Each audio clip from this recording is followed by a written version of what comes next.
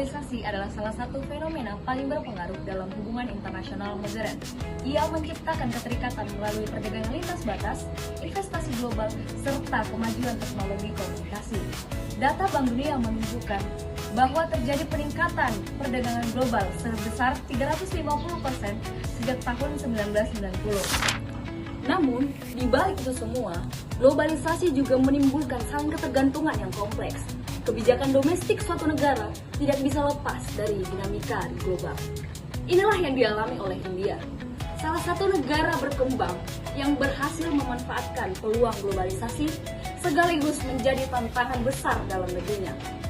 Oleh karena itu timbullah pertanyaan, mengapa pertumbuhan ekonomi yang dialami oleh India tidak diikuti oleh pemerataan, terutama bagi masyarakat desa yang tertinggal?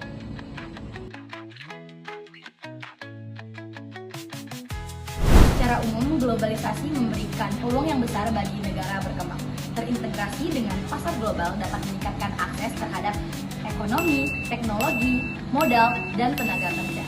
Data IMF mencatat bahwa negara yang berkembang yang terintegrasi dengan ekonomi global melakukan pertumbuhan 5% yang lebih tinggi daripada negara yang tertutup. Globalisasi juga mendorong munculnya kelas menengah baru. McKinsey mencatat bahwa lebih dari 1,5 miliar orang di dunia kini masuk menjadi kategori kelas menengah. Hal ini tercipta karena adanya pasar global dan terciptanya lapangan pekerjaan di sektor modern.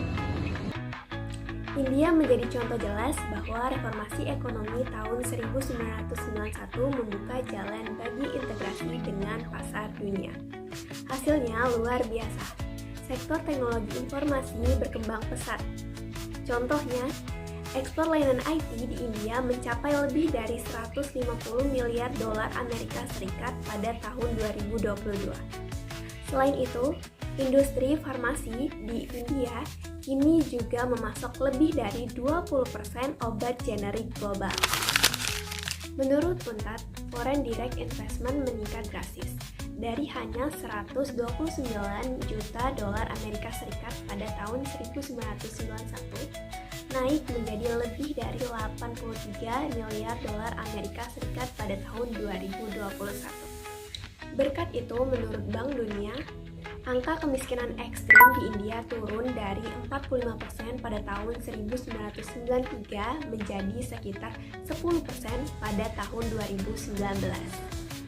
Namun, globalisasi tidak selalu menghadirkan pemerataan. Pertumbuhan ekonomi cenderung terkonsentrasi di sektor modern perkotaan.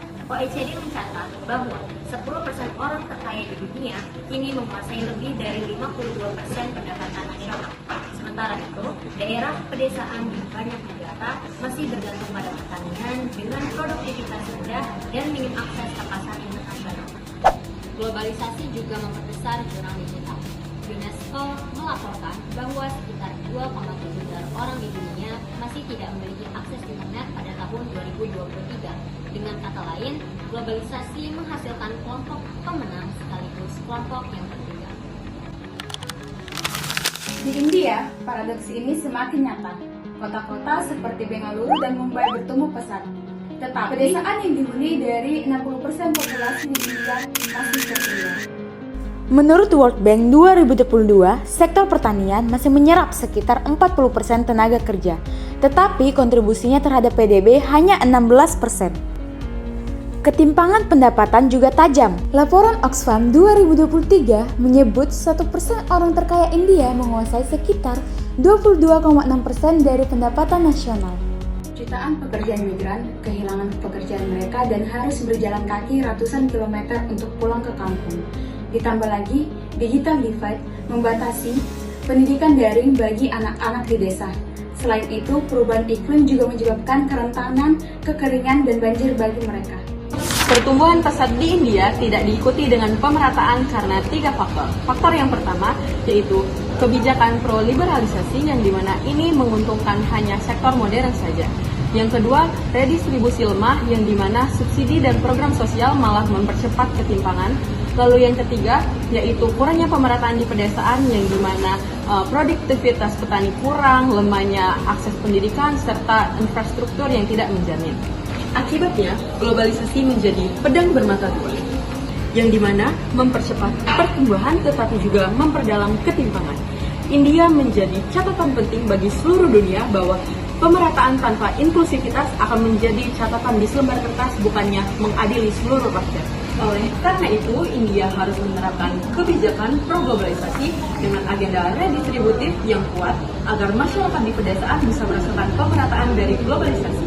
Dan globalisasi bisa menjadi alat yang berguna dan merata, bukan hanya sekedar inklusif di daerah perkotaan. Aku Alda dan Anissa Jana. Saya Anina Ukusman. Aku Salindri Putri. Saya Tiffany Areni Sutami. Aku Tesalwanika Sinaga. Saya Yuli Amalia. Namaste.